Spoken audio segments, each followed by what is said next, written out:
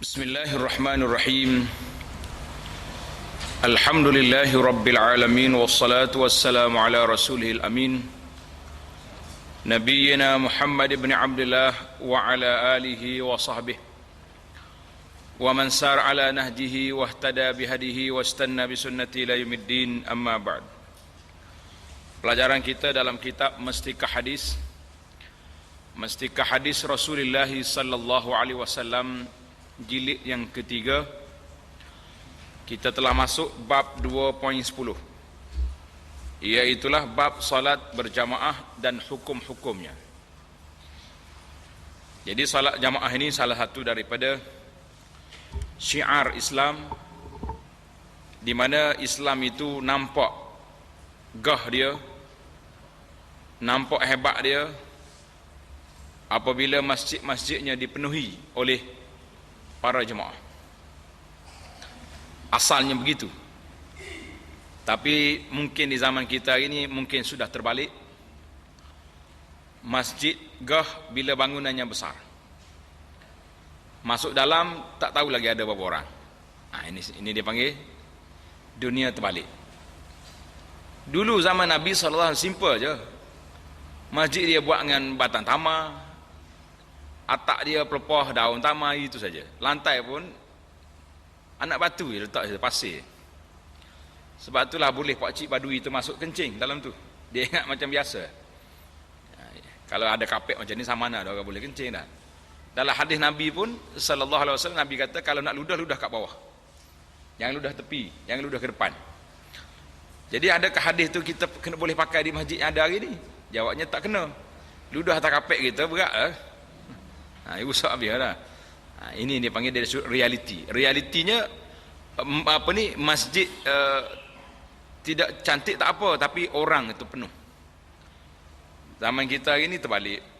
Baiklah, kita belajar untuk kita amalkan bagaimana nak penuhkan masjid-masjid, rumah-rumah Allah Ta'ala ini dengan adab-adab dan peraturan.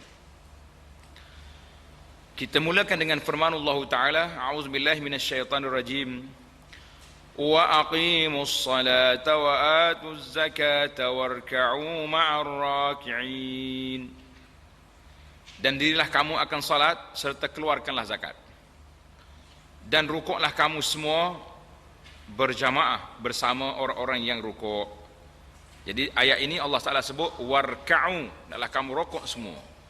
Apa makna? Dia guna kalimah dhamir, maknanya rukuk ramai-ramai bersama dengan orang-orang yang rukuk. Itu menunjukkan benda itu ramai.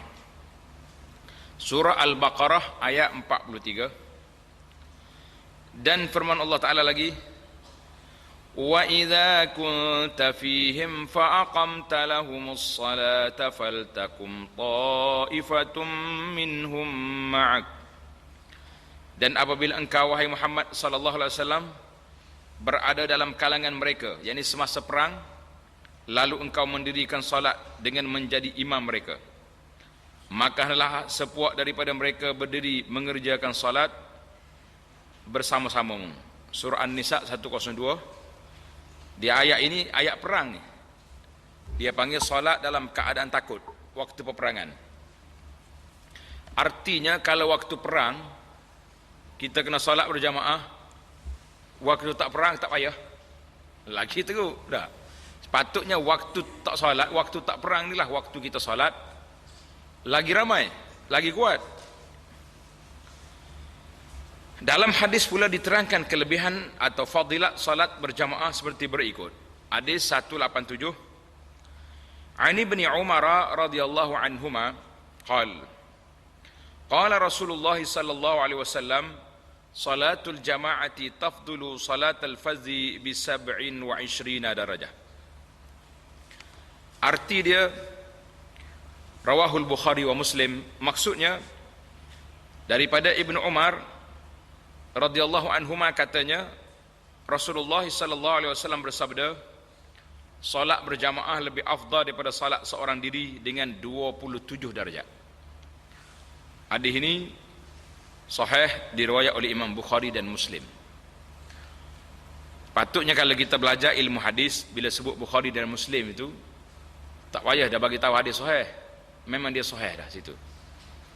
Tetapi oleh kerana hari ini kita nak semua benda nak segera. Kalau sebut hadis tu nak selalu darajat dia.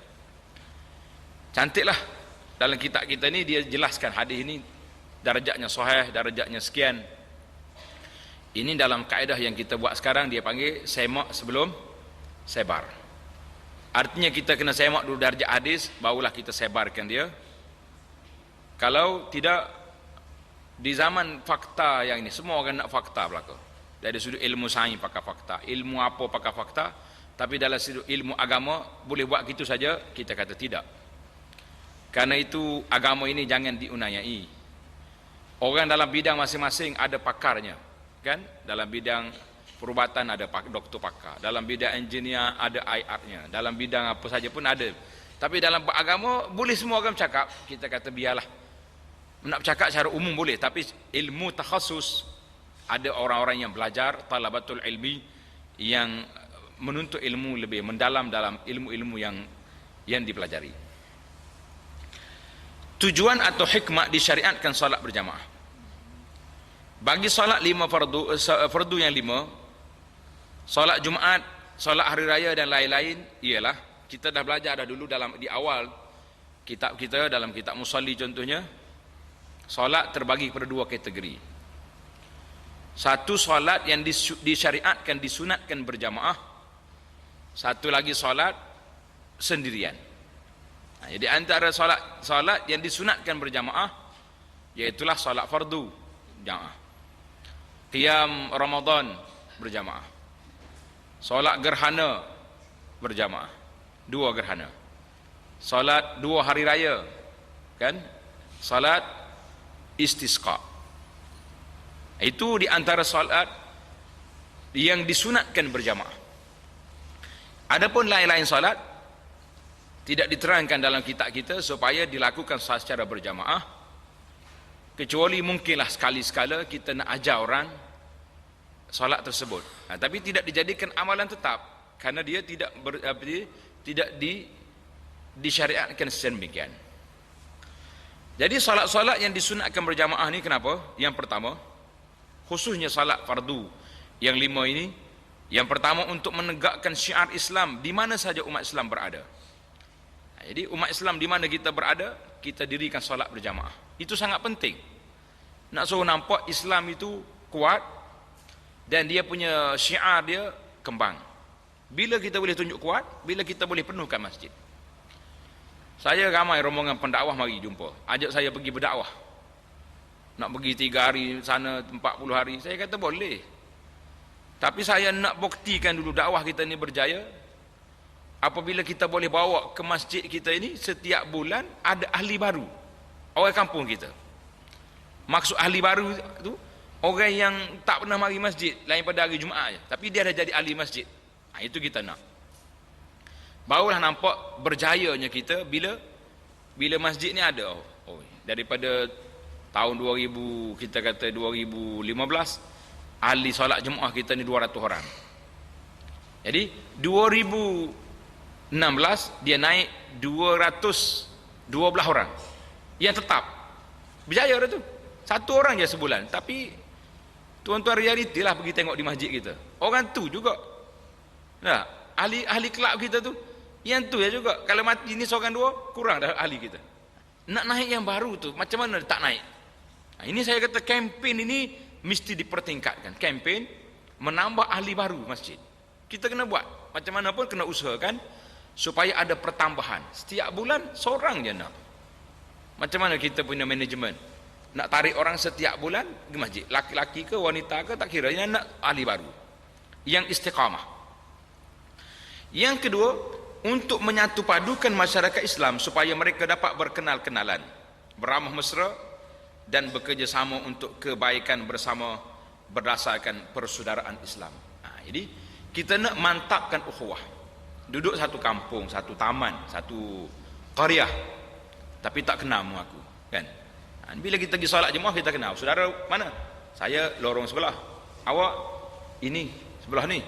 Jadi berkenalan di masjid, akhirnya kita boleh bawa tarik jemaah pergi ziarah rumah kita. Itu yang panggil berpunca di situ bermulanya ukhuwah Islamiyah, persaudaraan Islam. Jadi para jemaah sekalian, ini yang disebut dengan nama persaudaraan Islam yang mantap, yang mesti kita kena buat. Kalau tidak, kita jadi kepincangan yang besar di dalam dunia ini, sebab kita tidak tahu dari sudut bagaimana ianya berkembang masyarakat kita. Yang ketiga, untuk membentuk mereka sebagai umat yang berdisiplin dan mematuhi apa yang telah ditetapkan. Untuk membentuk mereka sebagai umat yang berdisiplin dan mematuhi apa yang ditetapkan sebagaimana yang terdapat dalam peraturan hukum imam dan makmum. Sebenarnya ilmu solat jemaah ni, ada imam ada makmum, ini menunjukkan ilmu disiplin.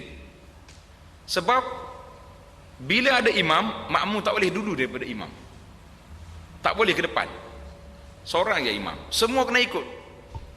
Yang belakang dia tak kira siapa pun, ustaz ke, siapa dia, orang besar ke orang kecil, tak boleh kata awak ni imam biasa ya, saya bertaraf tuan guru contohnya, saya nak rokok dulu pada awak, boleh? Tak boleh. Ini dia panggil ilmu disiplin. Kita bila orang depan kita kena ikut, tak boleh buat main-main. Yang ketiga, yang keempat, untuk menanamkan dasar persamaan yang sejati. Kerana dalam masa salat berjamaah di masjid, di surau atau di mana sahaja, tidak ada taraf tinggi rendah, bahkan semuanya setaraf dan setara. Bila duduk dalam satu saf, tak ada orang yang lebih kurang, tak ada orang yang lebih dan tidak ada orang yang kurang, masing-masing mesti sama. Oh, kata saya orang besar duduk depan sikit lah, kita duduk dalam satu tempat yang sama. Sesiapa yang datang lebih awal digalakkan mengambil tempat di barisan saf yang pertama. Ini sepatutnya bila kita datang awal, kita duduk di tempat yang pertama. Tapi yang tak sepatutnya, marilah awal ke kemudian ke, kita duduk belakang-belakang. Itu masalah kita. Pasal itulah saya sebut dalam satu siri khas khutbah saya, nasihat supaya menghidupkan sunnah. Nasihat supaya menghidupkan sunnah saf awal. Mari duduk depan. Ni tak mari duduk solat tahiyatul masjid tepi pintu, tengah-tengah masjid, jadi orang nak masuk pun sukar. Kalau masuk kena lalu depan dia. Itu tak boleh, dilarang. Yang datang kemudian duduk di tempat yang terakhir, yang belakang. Tengok nota kaki, nota nombor 4, nota ujung dia panggil nombor 4 tu, apa dia kata?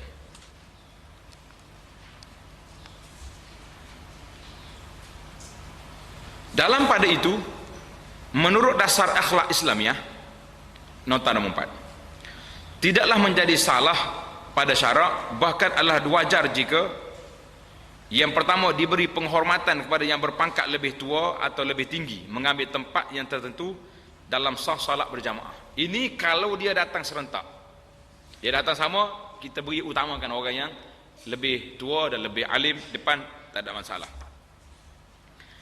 Yang kedua, kanak-kanak dibelakangkan daripada orang dewasa, bahkan kaum perempuan ditempatkan di belakang barisan kanak-kanak lelaki, seperti yang telah diterangkan hukumnya pada bahagian lain. Jadi asalnya begitulah. Laki-laki dewasa, imam, di belakang imam tu orang-orang yang pandai. Orang-orang yang pandai, yang sekiranya imam tersalah, dia boleh tegur. Imam batal salat, dia boleh jadi pengganti. Dia panggil co-pilot lah, dia belakang imam. Bukan orang tua, orang pandai duduk belakang imam. Kemudian saf yang berikutnya seterusnya lah. Kemudian mari kanak-kanak dan mari orang perempuan. Yang ketiga, alim ulama yang diberi tempat di belakang imam supaya dapat menegur imam kiranya berlaku kesilapan atau menggantikannya jika berlaku sesuatu yang membatalkan solat imam dengan tidak mengendalikan jamaah, seperti diterangkan dalam hukumnya pada bahagian yang lain. Jadi Tata tertib yang demikian berdasarkan hadis Rasulullah sallallahu alaihi wasallam yang bermaksud aku diutuskan khusus untuk menyempurnakan akhlak yang mulia dan lain-lain lagi hadis lagi. Jadi hadis ini berkata apa? Menyebut kepada kita tentang susunan saf. Mungkin dalam ni kita akan sebut nanti. Yang kelima, untuk menyatukan arah dan tujuan segala amal usaha dalam alam kehidupan bagi mencapai keredaan Allah Azza wa Jalla di dunia dan di akhirat, sebagaimana yang terdapat dalam perintah berkiblatkan kiblat yang satu. Jadi kita nak hari ni kiblat kita semuanya ke arah Mekah. Ada orang tanya, dia kata ustaz, ada orang kritik, dia kata kita duk perli orang bukan Islam sembah batu, kita orang Islam juga sembah batu. Saya kata tak ada orang Islam sembah batu. Kita solat ke arah Kaabah ni kita sembah kah? Kita tak sembah. Kita itu mercu tanda kesatuan umat Islam. Coba bayangkan kalau tak ada kiblat, macam mana saja? Yang ni masuk dalam masjid pusing sana, masuk yang kedua pusing depan, masuk yang ketiga pusing kiri. Macam mana nak buat? Tak ada satu. Kata sini sof, ikut aku lah. Masing-masing cari tiang lah kan?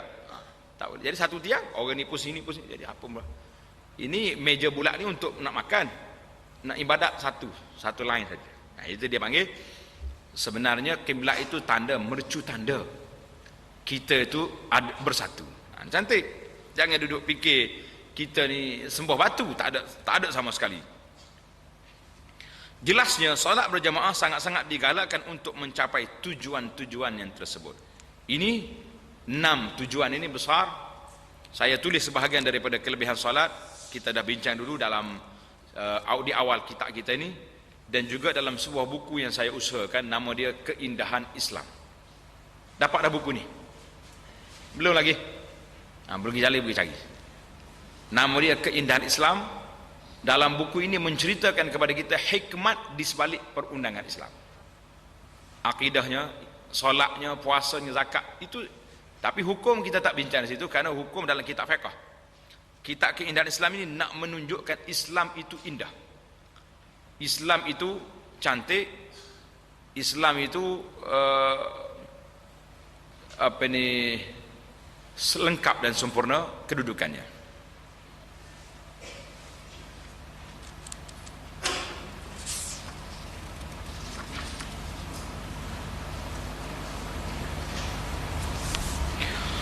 Hukum-hukumnya menurut huraian ulama rahimahumullah, hukum solat berjamaah bagi solat fardu yang 5 adalah fardu kifayah.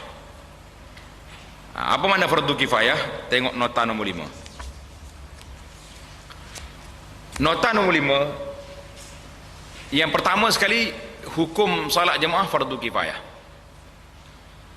Yang kedua, ada juga yang mengatakan sunat muakkad.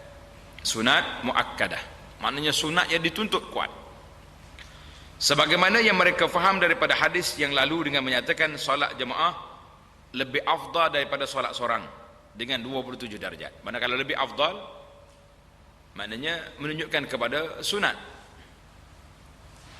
Hadis ini kata mereka tidak melarang solat seorang diri, hanya menggalakkan solat berjemaah kerana pahalanya berganda-ganda.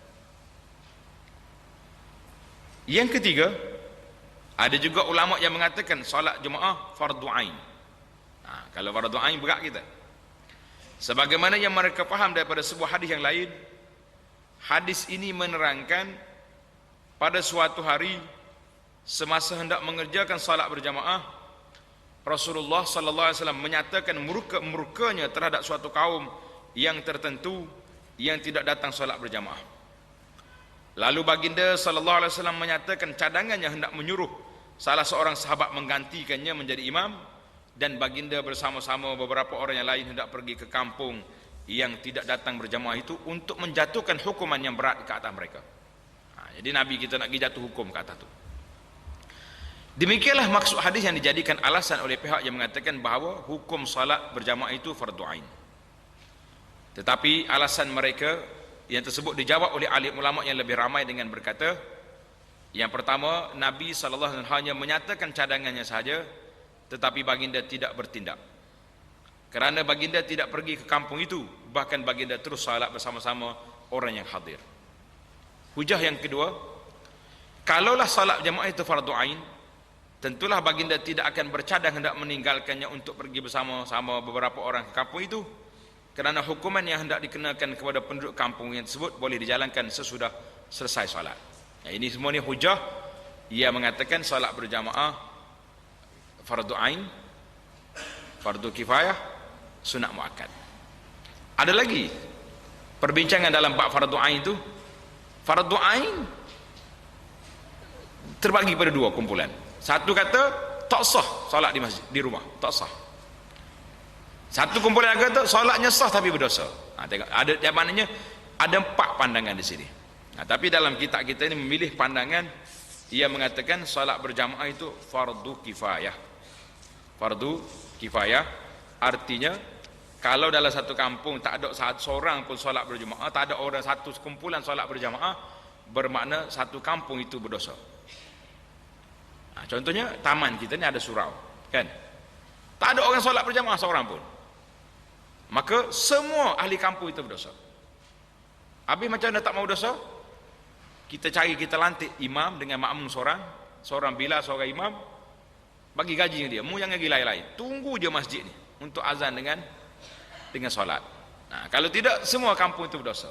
Jadi bagi allowance ya, allowance lepas dosa nama dia. Kita bukan tujuan itu. Tujuannya nak hidupkan kampung kita tu dengan syiar Islam. Kalau zakat upah orang solat je, ini dia panggil main swasta, lagu ni berat dah. Itu dia panggil main swasta. Agama ni bukan boleh main swasta gitu, itu dia panggil nak orang panggil kelentongnya tu. Baik. Apa dalil pandangan dalam kitab kita ni, panel kita memilih mengatakan solat jamaah itu fardu kifayah? Dalil dia hadis yang ke-188, an Abi Darda radhiyallahu anhu qala Rasulullah sallallahu alaihi wasallam, ma min thalathatin fi qaryatin wala badwin la tuqamu fihimus salah illa qad istahwaza alaihimus syaitan fa'alaika bil jamaah, fa'alaika bil jamaah. Rawahu Imam Ahmad wa Abu Dawud wa Nasa'i. Daripada Abu Darda katanya, sabda Nabi sallallahu alaihi wasallam, tidak ada 3 orang laki-laki dalam sebuah kampung atau sebuah bandar yang tidak mengerjakan salat berjamaah, melainkan mereka mudah dikuasai oleh syaitan yang menjadikan mereka mencuaikan perintah syarak. Oleh itu hendaklah engkau sentiasa menyatukan diri dengan jamaah, kerana itulah sahaja engkau akan selamat daripada angkara syaitan. Jadi hadis ini riwayat Imam Ahmad, Abu Dawud, An-Nasa'i, sanadnya hasan. Sanadnya hasan. Dalam hadis ini diterangkan bahawa tiap-tiap kampung, sama ada yang terletak dalam bandar atau di luar bandar ataupun yang terpencil jauh, hendaklah penduduknya mengerjakan solat berjamaah di masjid atau surau, sekalipun mereka hanya seramai 3 orang saja daripada kaum lelaki. 3 orang, 1 imam, 2 makmum. Kerana amalan berjamaah sama ada dalam bidang mengerjakan amal ibadat, sama ada dalam bidang mengerjakan ibadat, atau bidang-bidang hidup yang lain lebih baik daripada sikap memencilkan diri. Jadi hadis ini menunjukkan kena, kalau tidak masyarakat itu dikuasai oleh syaitan, wal'iyazubillah. Dalam hadis ini juga ditegaskan bahawa sikap memencilkan diri bukan sahaja merugikan, bahkan orang-orang yang bersikap demikian mudah dikuasai oleh syaitan dengan hasutan-hasutannya, wal'iyazubillah. Syaitan hasut dia. Pada akhir hadis ini, Nabi kita sallallahu alaihi wasallam menegaskan, hendaklah engkau sentiasa menyatukan, fa'alaika bil jamaah, hendaklah engkau sentiasa menyatukan diri dengan jamaah, yakni semasa mengerjakan solat atau mengerjakan perkara-perkara yang lain dalam alam kehidupan. Kerana dengan jalan berjamaah itu, jika kita tersilap, ada yang mengingatkan, dan jika kita memerlukan pikiran, pandangan, ada tempat untuk kita bermesyuarat untuk kebaikan bersama, untuk kebaikan bersama. Ini dipanggil masalah yang timbul hari ini, iaitulah masalah kita tidak ada kesatuan yang mantap. Kita duduk dalam satu karya, satu kampung, tapi masing-masing bawa diri. Pergi masjid pun solat berjamaah balik. Masalahnya berpunca daripada hati yang tidak bersatu. Nah, jadi nanti akan disebut tentang kedudukan saf. Sebab apa hati tak bersatu? Sebab saf tak sama. Ada pula yang kata sebab apa saf tak sama? Sebab hati tak bersatu. Yang mana satu je? Yang betulnya yang mana? Hati tak bersatu, saf tak lurus. Ataupun sebab saf tak lurus, hati tak bersatu. Bermula daripada hati. Ataupun bermula daripada saf. Dia timbang tara ya dua tu. Saf tak sama sebab hati tak bersatu. Hati tak bersatu, saf tak sama. Jadi dua-dua tu bermasalah belaka. Jadi kita kena betulkan, puncanya kena betulkan saf dan betulkan hati kita. Menurut huraian ulama rahimahumullah, jika seluruh penduduk sesebuah kampung tidak mengerjakan salat fardu yang 5 dengan berjamaah di masjid atau di surau, maka pihak yang berkuasa berkewajipan memaksa mereka mengerjakannya untuk menegakkan syiar Islam di kampung itu. Itu asalnya. Kalau kampung ni orang tak ada solat jemaah, pihak berkuasa kena pergi arahkan mereka. Tuan-tuan dan muslimin, ingat tak dalam kitab Musalli dulu, keras Syekh Daud kata, dia kata apa? Adalah menjadi kewajipan sultan dan pihak yang berkuasa mengeraskan. Jadi mengeraskan maknanya kena kuatkan undang-undang solat berjamaah dan juga solat al-Jumaat. Jadi hari ini solat Jumaat agak kerahlah juga sikit kan, tapi solat jamaah tak ada masalah apa-apa.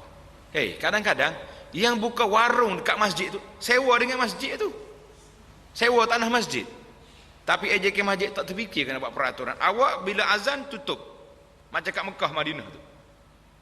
Saya nak berniaga je, berniaga tak ada masalah, berhenti sekejap. Yang duduk makan pun pergi solat, lepas solat mari sambung makan. Jangan angkat lagi dia punya pinggan tak, suk dia letak kat situ dulu. Ataupun kita bagi masa tempoh, lagi 5 minit nak azan, makan cepat. Kalau tidak azan kita akan tutup kedai. Tak ada undang-undang. Sebab yang jauh daripada masjid tu kita kata dia jauh, tapi ini memang betul-betul di jiran masjid. Sewa pun tanah masjid atau kedai pun punya masjid. Dia kena ambil kira semua. Orang yang jaga masjid, AJK masjid kena ambil kira, bagi peraturan kepada jiran-jiran masjid biar nampaklah kita bersatu. Ni tidak ni. Allah, kadang-kadang saya rasa macam-macam lah. Nak tegur ke tak tegur ke, macam mana nak buat? Nah ini. Jadi pihak berkuasa kena tegur. Jika sebahagian daripada mereka mengerjakannya, maka sebahagian yang lain terlepas daripada kewajipan itu, yakni kewajipan fardu kifayah. Atas dasarnya, atas kertas memang lepaslah. Ada 2 orang solat tu, saya berniaga sini tak ada masalah. Tapi dari sudut image Islam, betul ke macam tu? Yang bila panggil itu orang lain ke awak? Panggil semua, bukan panggil orang lain. Jadi ini je ni, syiar kita tidak tertegak karena masih lagi ada manusia yang tidak melanggar, tidak ikut peraturan. Dalam pada itu ada beberapa hadis yang memberikan perhatian berat supaya orang-orang lelaki mengerjakan solat fardu yang 5 dengan berjamaah di masjid dan di surau, kecuali ada uzur yang dibenarkan oleh syarak. Tanda sini, siapakah orang yang keuzuran? Orang uzur ni selamatlah dia. Kalau tak pergi jemaah pun kita tak boleh marah. Yang pertama, disebabkan seseorang itu sakit atau kerana menjaga orang sakit. Jadi orang ni sakit nak pergi masjid tak boleh, maka biarlah itu dimaafkan, dan kita yang jaga dia ni tak boleh tinggal, tak boleh nak tinggal, masalah ni dimaafkan. Tapi kalau kita waktu orang duduk solat tu tak ada masalah apa-apa. Kalau pergi solat berapa minit sekali solat? Berapa minit? Realiti semasa hari ni imam tahulah berapa minit. 3 minit, 5 lah kita letak kan, 5 minit pergi balik 5 minit. Tak boleh tinggal 5 minit. Orang sakit tadi bukan sakit nazak nak mati, ni sakit biasa je. Saya tak pergi masjid ustaz, minta maaf lah, jaga mak sakit. Mak sakit tu jaga bila Bagi makan tengah hari sekali, petang sekali tak. Tak ada sebab melarang dia untuk pergi masjid tak. Itu hujah yang dibuat-buat, dia yang sudah hujah yang tidak terpakai. Yang kedua, ni sedap lagi kita orang Malaysia ni. Disebabkan hujan. Kenapa tak pergi masjid? Hujan. Nak kata apa? Hujan di sini tandalah hujan yang membahayakan. Kalau kita pergi itu mungkin kereta hanyut, mungkin banyak kemungkinan. Baru tak pergi. Tapi kalau nak ambil hujan di Malaysia, jawab dia kosonglah masjid. Imam pun tak pergi. Hujan. Hujan tanda kat bawah. Hujan yang membahayakan keselamatan. Kalau ambil literal macam ni, kosonglah masjid. Pasal itulah kalau hujan, IJK masjid kalau panggil kita ceramah hujan, pusing lalu dia. Ustaz minta maaf lah, ramai kedok orang malam ni hujan ni. Alasan kuat ni, dalam kitab kata hujan tak payah pergi masjid. Ambil cari alasan kita tak? Ini alasan. Jadi kalau di negeri Arab memang kalau hujan sekejap ya, macam hujan tempat kita ni setengah jam hujan, banjir. Anyut lah. Selipar-selipar kereta pun mungkin jatuh daripada bukit. Itu dia panggil membahayakan. Tapi tempat kita hujan ni biasa. Amalan hidup kita dengan hujan, ya tak? Kalau tak hujan pula kita susah pula. Atau angin ribut dan sebagainya, maknanya hari ni kalau jerubu masuk tak masuk? Tak boleh keluar rumah ni jerubu. Boleh terima? Kalau boleh terima jerubu sebagai hujah tak boleh pergi masjid, pasar raya jangan pergi juga. Dekat pasar raya penuh kan, sebab jerubu. Habis dalam hujan sama juga. Jadi jangan buat. Kalau boleh pergi pasar raya, mana boleh pergi masjid, hujah sama. Yang ketiga, kerana takutkan sesuatu bahaya dalam perjalanan ke masjid. Contoh kita pergi ni, orang kata jangan pergi, ada harimau terlepas daripada zoo mengamuk, itu bahaya. Yang lagi banyak lagi lah dalam kitab-kitab lain detail dia sebut lagi bahaya itu jenis mana. Atau surau, atau yang akan menimpa ahli rumahnya dan harta bendanya sepeninggalannya. Contohnya kalau kita keluar je rumah, orang akan serang rumah kita, rompak. Maka kita bolehlah alasan tak pergi. Tapi kalau setakat mungkin orang mari tak sekejap 5 minit yang kita pergi balik pula, Allah, janganlah terlalu takut sangat sampai peringkat nak pergi sembahyang Jumaat, tak boleh. Allah Ta'ala Maha Kaya. Allah Ta'ala Maha Kaya. Allah yang jaga kita. Kita jaga kita sendiri ke Allah yang jaga kita? Kita jaga kita. Kita dalam doa kita kan, tarfata'ain wala aqalla min zalik wala takilni ila nafsi tarfata'ain. Jangan serah aku, jaga aku sendiri walaupun sekelip mata. Tak mampu kita nak jaga kita.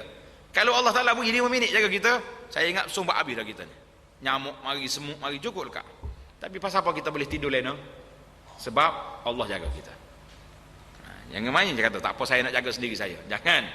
Tak ada orang yang boleh jaga kita sendiri. Itu 3 syarat ia dibuat tentang keuzuran tak payah pergi solat berjamaah. Ada lagi? Dengar ada cerita driver taksi yang saya cerita dulu. Driver taksi saya naik daripada airport nak mari ke KL, naik taksi. Seorang driver ni tengok saya pakai jubah, dia kata, "Ustaz, mau tanya boleh?" Saya kata boleh. Dia kata dia ni ayah dia ajak pergi bertapa dalam gua 40 hari. Panjanglah cerita dialog saya tu. Yang mahalus syahid dia kata, macam mana bapak kita ni solat jemaah tidak, solat Jumaat pun tidak ni, 40 hari kali dengan berapa minggu 40 hari, berapa kali Jumaat tak solat, berapa puluh waktu jemaah tak solat. Ayah dia kata tak apa, kita tak solat pun sebab kita ni sakit. Dia kata sakit apa? Makan 3 pinggan tak cukup. Dia kata sakit hati, nak pergi bertapa dalam gua sebab nak ubat hati. Saya kata ini hujah tidak dibenarkan oleh syarak. Nak pergi bertapa dalam gua, siapa tak pergi solat Jumaat, tak pergi solat Jumaat. Apa cerita? Mungkin solat Jumaat dia boleh buatlah 2 beranak tu dalam gua kan. Tapi solat Jumaat lah. Tapi ada ni setengah daripada ajaran-ajaran yang pelik ni, ajaran sesak ni, menggugurkan solat Jumaat dengan solat Jumaat dengan alasan sakit hati. Jadi jangan tulis. Tak lama tulis yang keempat, sakit hati tak pergi Jumaat pula. Lah, itu tak masuk dalam kira-kira. Saya buat contoh tu nak ceritanya ada manusia berpahaman sedemikian. Ada manusia menggunakan hujah sedemikian. Dalam pada itu, jika seorang salat berjamaah bagi sembahyang fardu yang 5, bersama-sama dengan anak isterinya dan keluarga dia di rumah, maka dia dan mereka mendapat fadilat berjamaah itu. Jadi dia naknya solat jemaah ni paling minimumnya 2 orang saja. Paling minimum 2 orang saja. Cuma tengok ni. Di sini ramai orang tanya. Tanda tuan-tuan ada puan-puan utamanya. Ustaz, saya tak pergi masjid, saya solat jemaah dengan family. Sebab kalau saya pergi masjid, isteri anak-anak tak solat jemaah. Kan nak bawa pergi masjid anak kecil. Kalau kita yang pencet-pencet ni tak ada masalah, tak ada hujah dah tu.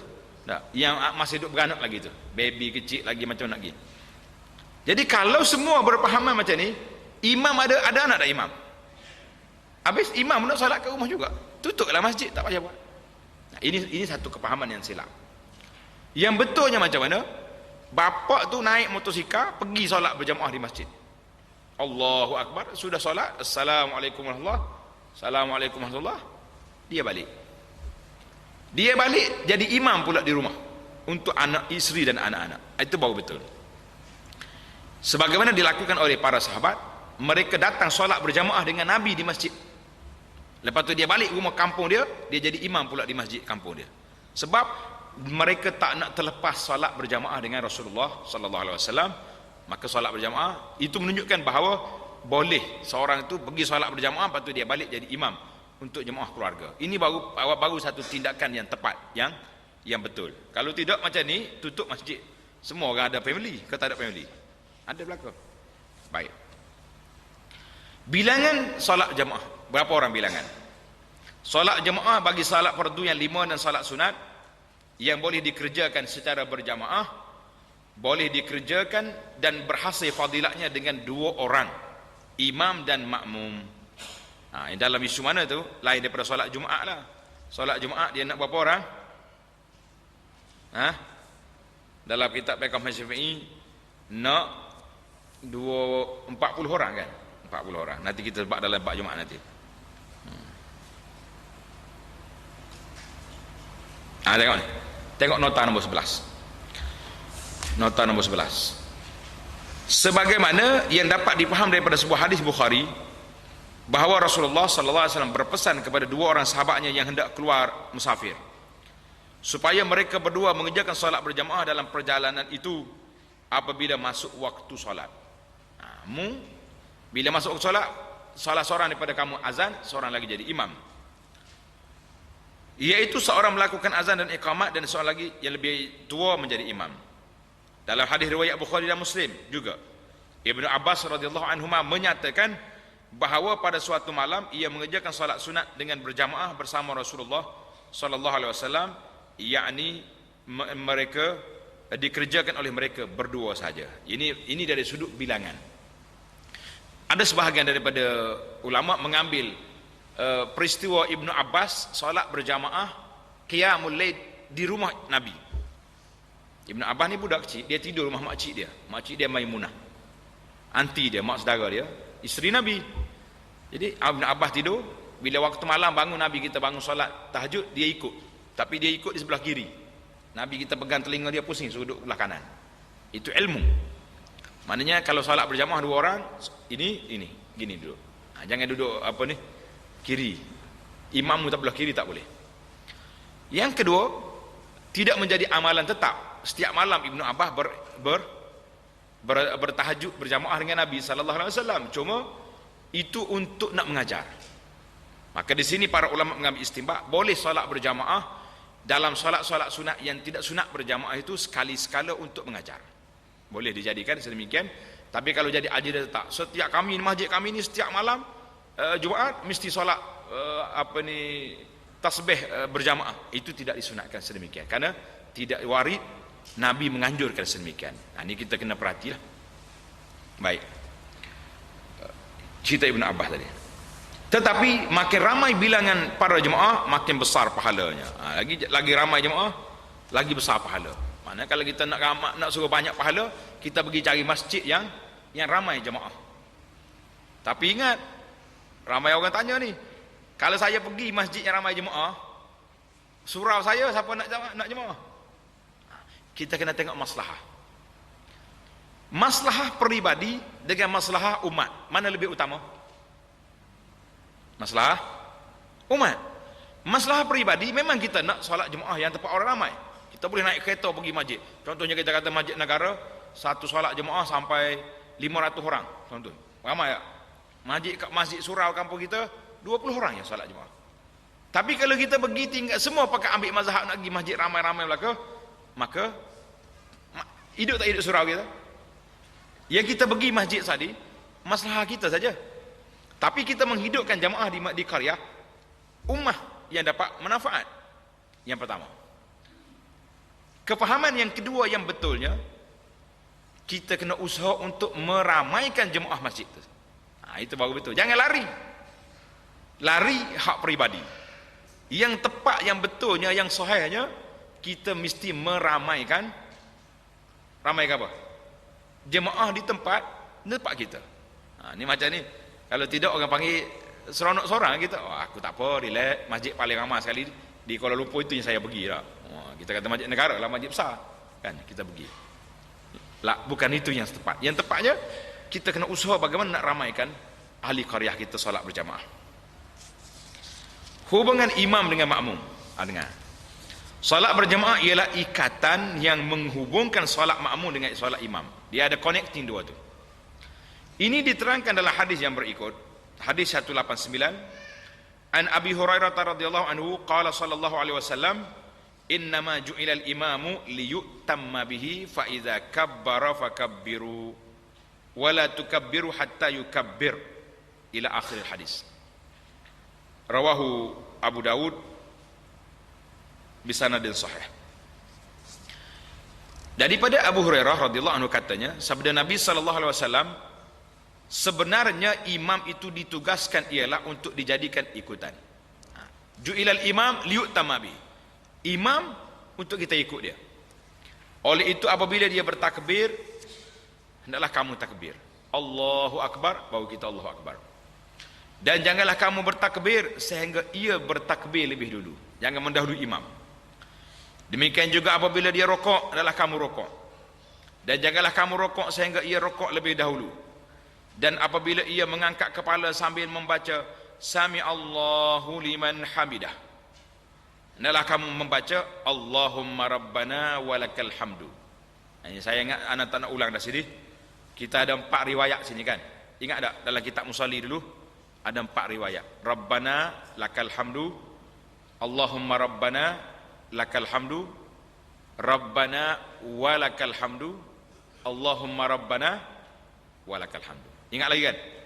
Jangan tak ingat lah. Kalau tak ingat balik buka balik rakaman kita yang lepas. Saya bagi dah hadiah itu rakaman seorang-seorang. Nak suruh ingat balik kan? Baik.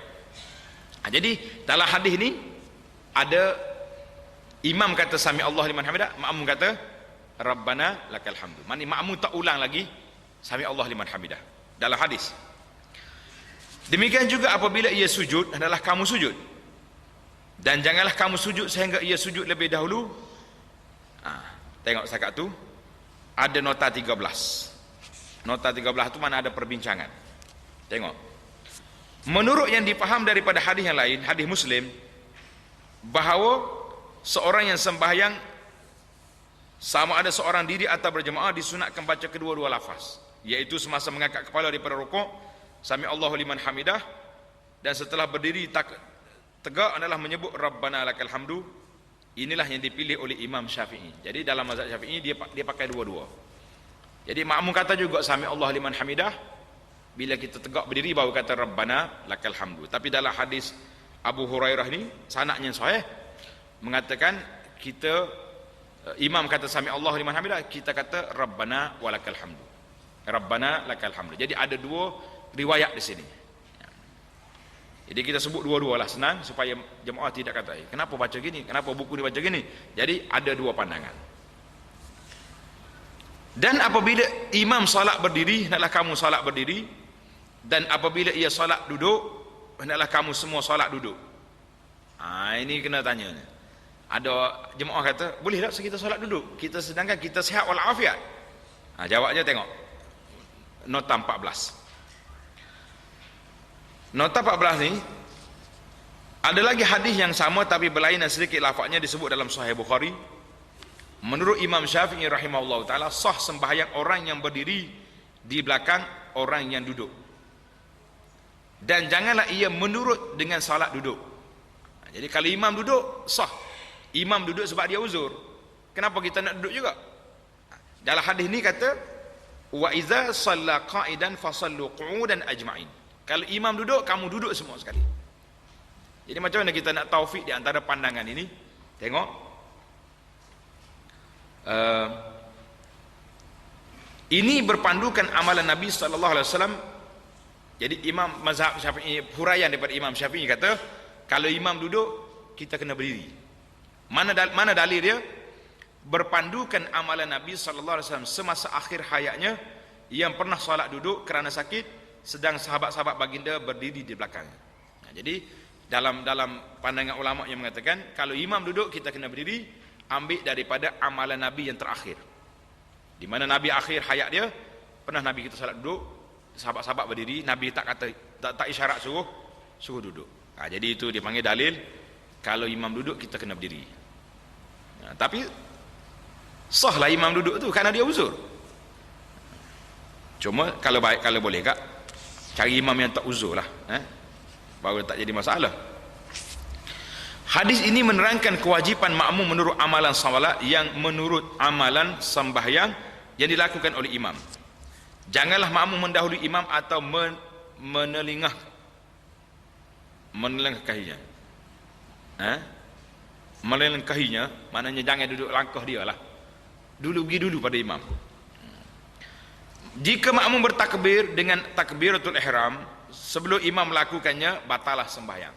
Nah, imam kadang-kadang imam kita pun lama sangat nak boleh akad takbir. Lepas orang qamat, dia baca kuat pula tu, Allahumma rabb hadhihi da'wati tamat, jadi macam pengacara TV pula dia. Kuat baca, patut perlahan je baca, cepat-cepat dia. Kan? Kemudian dia baca pula qul a'udzu birabbil nas, qul a'udzu birabbil falaq, baca lama, akhir kali makmum puas tunggu dia takbir Allah Akbar. Taklah takbiratul ihram mendahului imam tak boleh. Itu batal terus salat dia, tak sah. Demikian juga kalau ia memberi salam sebelum imam beri salam, batal. Haram pula hukumnya perbuatan makmum mengangkat kepala dahulu daripada rukuk, kepala daripada rukuk atau daripada sujud sebelum imam mengangkatnya. Jadi imam tak bangun lagi, kita bangun dah. Dia ni kuat sungguh langgar api merah ni.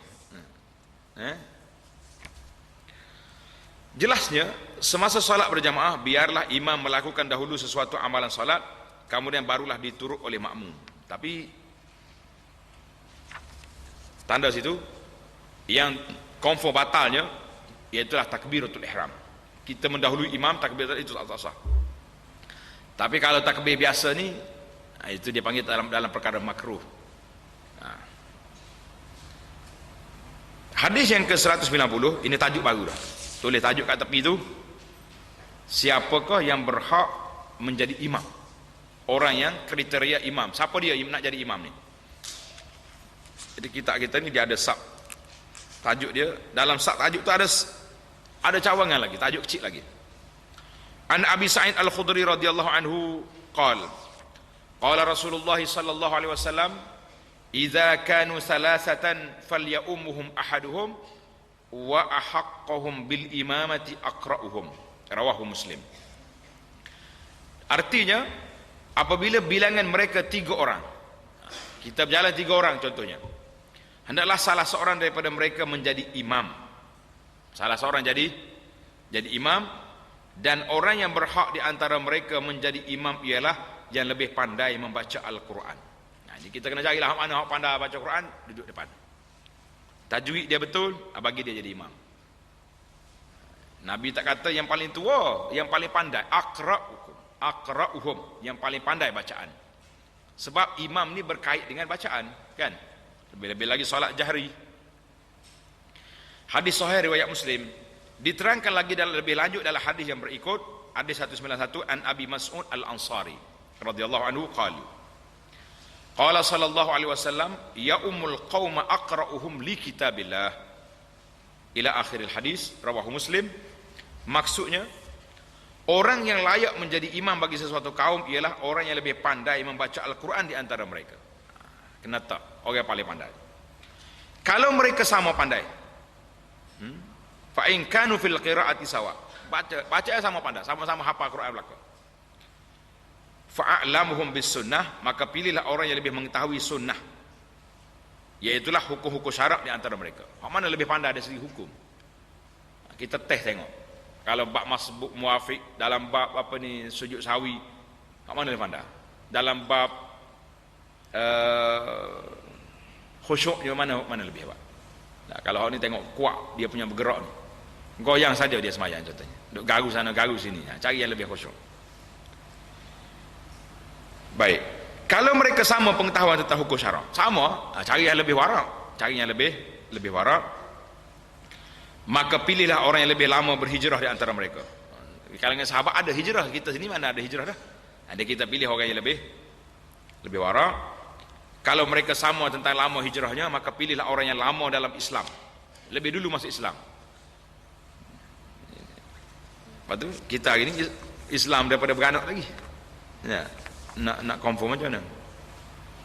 Maka tengok nota 17 kata atau yang lebih tua umurnya dalam Islam. Orang yang lebih tua tentulah lebih lama Islamnya daripada yang lebih muda. Dan ingatlah, tengok ni, wala ya ummanna ar-rajulu ar-rajula fi sultanihi wala yaq'udu fi baitihi ala takrimatihi illa bi iznihi.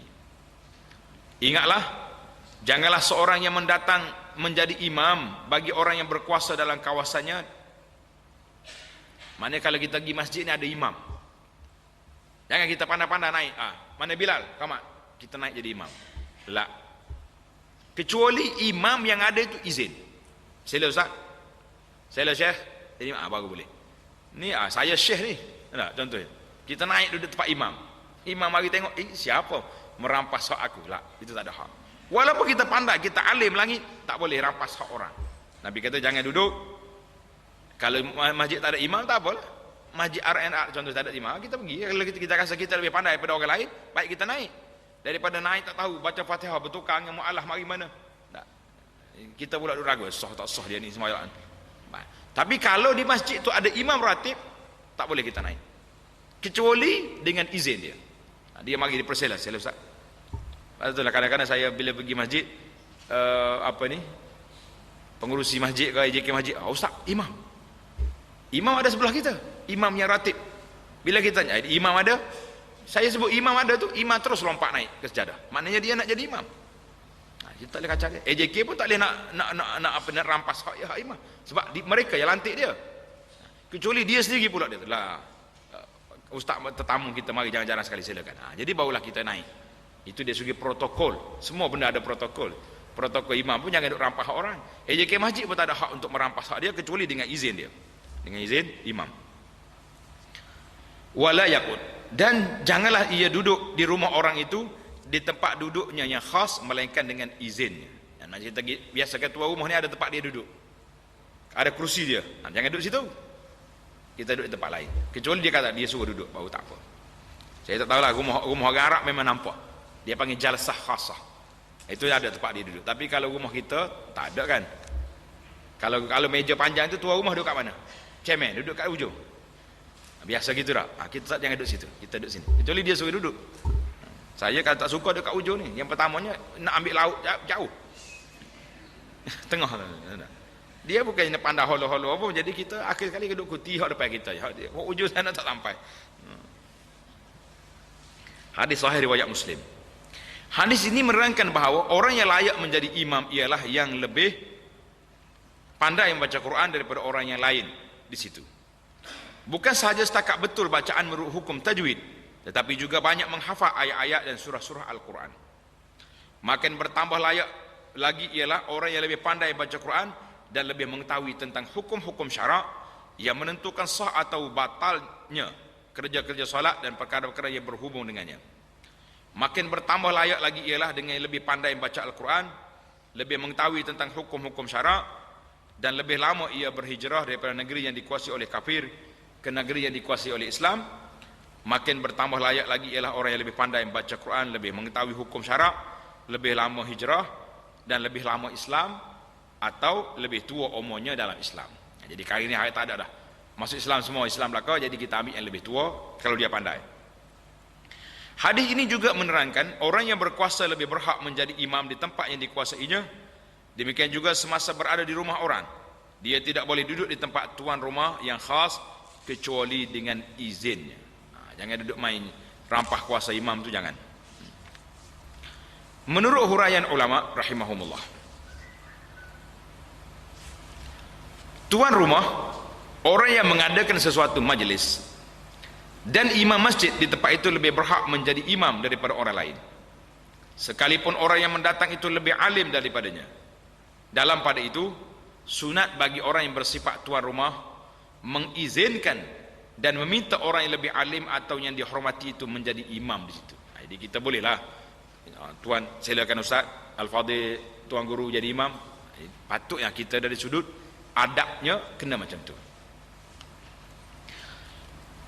Kategori imam lagi, yang pertama tadi pandai bacaan kan. Yang ke seterusnya, imam adalah disetujui oleh para jemaah. Jemaah kena suka dengan dia. An Abi Hurairah radhiyallahu anhu qala sallallahu alaihi wasallam, la yahillu li rajulin yu'minu billahi wal yawmil akhir an ya'umma qauman illa bi iznihim wa la yakhussa nafsahu bi da'watin dunahum fa in fa'ala faqad khanahum, rawahu Abu Daud bi sanadin sahih. Daripada Abu Hurairah, daripada Nabi sallallahu alaihi wasallam, tidak halal bagi seorang yang beriman kepada Allah dan hari akhirat menjadi imam bagi suatu kaum melainkan dengan izin mereka. Jadi kita kena nak lantik jadi imam, biarlah imam tu dipersetujui oleh masyarakat. Oi, imam ni bukan semua setuju. Masyarakat majoriti setuju, ada 2-3 orang tak setuju, itu abaikanlah. Tapi kalau satu kampung demonstrasi tak setuju imam ni, kita berkerah juga dengan jawatan kita, baiklah kita tinggalkan, kerana orang tak akan pergi solat. Aku tak suka dengan dia ni sebab perangai dia macam gini-gini. Kena ada alasan kukuh lah. Hari ni orang tak ada alasan pun tak setuju juga. Kadang-kadang yang tak pergi masjid pun tak setuju juga. Tanya, awak tak setuju sangat dengan imam, awak pergi solat jemaah ke? Dah, habis macam mana tak setuju? Jadi kita kena realiti. Ridha'un nas ghayatul la tudrak, kata di ahli pepatah Arab, kata nak cari keredaan semua manusia tak akan jumpa, mesti ada orang tak setuju dengan kita kan. Tapi kita tengok majoriti, seorang dua tak setuju, tak payahlah, itu diabaikan. Tapi kalau ramai tak setuju daripada yang setuju, itu kena ingat. Nabi kata apa? Jangan jadi apa ni, imam kecuali dipersetujui oleh masyarakat. Dan tidak halal baginya berdoa untuk dirinya semata-mata, dengan tidak berdoa untuk mereka bersama. Apa cerita ni? Doa, tengok ni, doanya dikendaki imam membacanya untuk dirinya dan untuk makmum bersama dalam solat, ialah doa, contohnya doa kunut. Allahumma hdini fi man hadait. Dia doa untuk siapa tu? Untuk dia seorang ya? La. Allahumma hdina baru boleh. Jadi dalam doa-doa yang am, kita kena doa umum, jangan doa kita seorang. Jadi kalau imam doa seorang, jangan ikut dia, sebab itu dia panggil salah guna, suruh orang amin untuk dia saja. Jadi kita kena ingatlah, kadang-kadang doa yang dibaca ni pun tak kena juga dah. Akhir-akhir doa tu kadang-kadang jadi tak realiti kita dalam doa. Tengok ni, dalam hadis kata apa? Siapa yang berdoa untuk dirinya semata-mata dengan tidak berdoa untuk orang yang bersama, kalaulah ia berbuat demikian, maka sesungguhnya bermakna ia telah mengkhianati mereka. Orang makmum belakang, amin, dia ada doa untuk dia. Jangan kita gunakan peribadi. Contohnya anak kita nak puasa, esok anak kita ambil SPS, kita jadi imam, Allahumma najih waladi bil ikhtibar, ya Allah luluskanlah anak aku ikhtibar. Orang makmum belakang, amin, dia doa untuk anak dia. La, tak boleh. Itu dia panggil tak boleh doa untuk kita sarut. Kalau doa Allahumma hdina, biar umum. Hadis riwayat Bukhari, Abu Daud, tanda sanadnya sahih. Persetujuan para jemaah terhadap imam adalah satu perkara yang diambil berat oleh Islam jika mereka tidak suka kepadanya berdasarkan sesuatu alasan yang dibenarkan oleh syarak. Jangan kerana dia balah ya peribadi, jangan.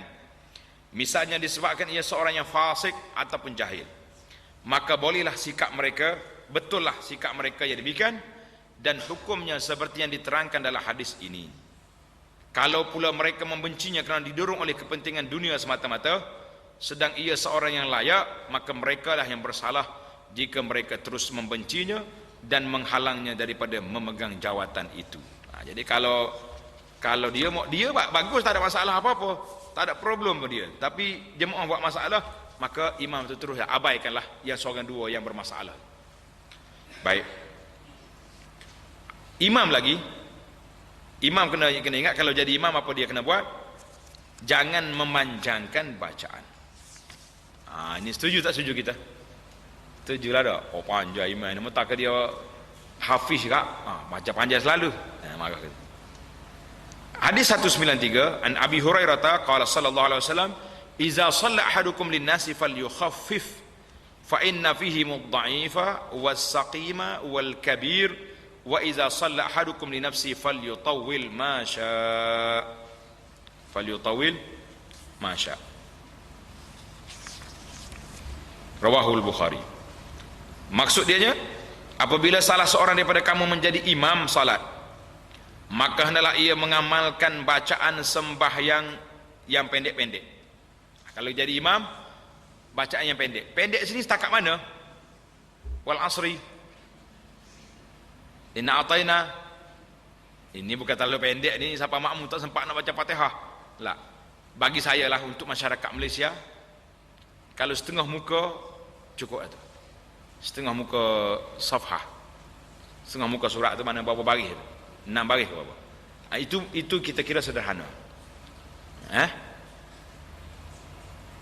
Tengoklah kalau kita dah biasa ajar makmum sampai satu muka, utamanya solat subuh rakaat yang pertama itu cantik, sebab dia orang tu baru nak datang, dia orang baru mari. Jadi kalau kita bagi peluang itu molek. Tapi kalau sampai subuh pun kita solat sampai setengah juzuk, sedangkan orang tak faham bacaan, itu fitnah nama dia, orang lari. Solat pagi jemaah pula pasal nak habis 2 surah tu macam ekspres dia baca dah. Sedangkan tujuan kita baca pagi jemaah tu untuk nak mengingatkan kita kepada kiamat. Kalau baca cepat apa jadi? Kerana tengok Nabi sebut hukum dan illah. Illah tu makna sebab. Kenapa Nabi larang? Kerana dalam jamaah itu ada orang yang lemah, tak mampu nak berdiri lama, ada orang sakit serta orang tua. Jadi dia panggil mura'at al-ahwal. Sebaliknya, apabila salah seorang daripada kamu solat seorang diri, kita solat tahajud seorang kita, maka bolehlah ia memanjangkan bacaan solat menurut yang dikehendakinya. Bacalah Baqarah ya, surah Baqarah boleh baca, surah An-Nisa boleh baca. Kita seorang, apa masalah kita? Ada jemaah tanya, boleh tak boleh kalau kita nak solat seorang duduk? Boleh. Kita letak Quran kat depan, kita duduk atas kerusi, Allahu Akbar, baca, tak ada masalah. Pada setengah juzuk Quran baru kita sujud. Cuma kalau kita duduk kerana nak duduk, bukan kerana uzur, dia boleh setengah pahala. Rugi tak rugi? Setengah pahala boleh, tapi boleh pahala juga.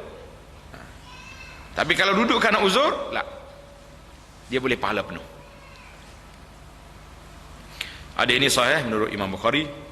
Dalam hadis ini Rasulullah sallallahu alaihi wasallam menarik perhatian orang yang menjadi imam supaya menimbangkan keadaan sidang jamaah yang menjadi makmumnya, kerana ada di antara orang yang lemah, yang sakit dan tua, juga terdapat di antaranya orang yang mempunyai hajat yang hendak lakukan segera. Kita tak boleh sama kita. Orang ni nak pergi cepat, nak pergi ambil anak sekolah ke, nak pergi ke pejabat ke, kan, waktu-waktu pejabat ni. Jadi kalau kita panjangkan bacaan, orang ni ada hajat, maka menghilangkan khusyuk dia. Dia nak marah, imam ada, panjangnya baca, aku ada kerja.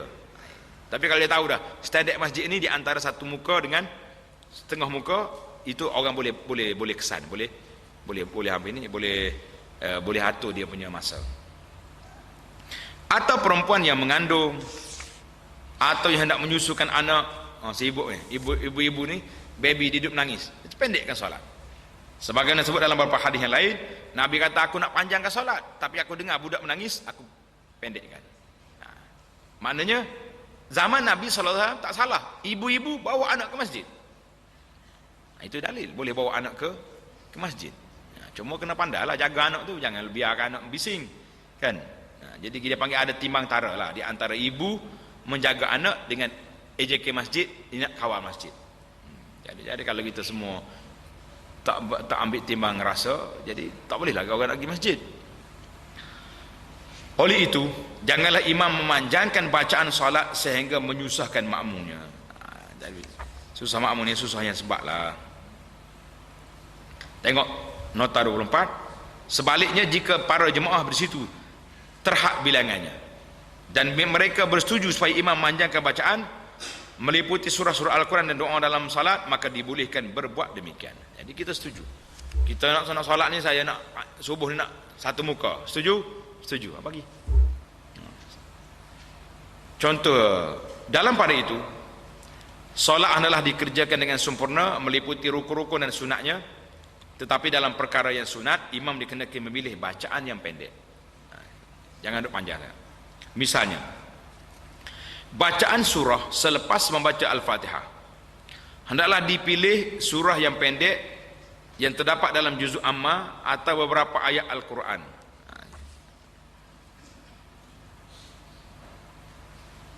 Jadi saya rasa ini zaman dulu tulis ni. Zaman imam-imam tak hafal Quran dia lah. Jadi kalau zaman hari ni, kalau semua pakai juzuk amma belaka, bila imam tu nak merajaah bacaan dia. Jadi kita kata surah-surah pilihan. Surah-surah pilihan yang kita ada. Bacaan tasbih dan rokok dan sujud jangan melebihi 3 kali.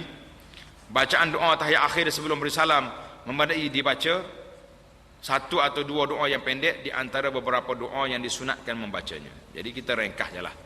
Karena Nabi sebut tadi, ada orang sakit, ada orang hajat, ada orang yang uzur di dalam salat berjamaah.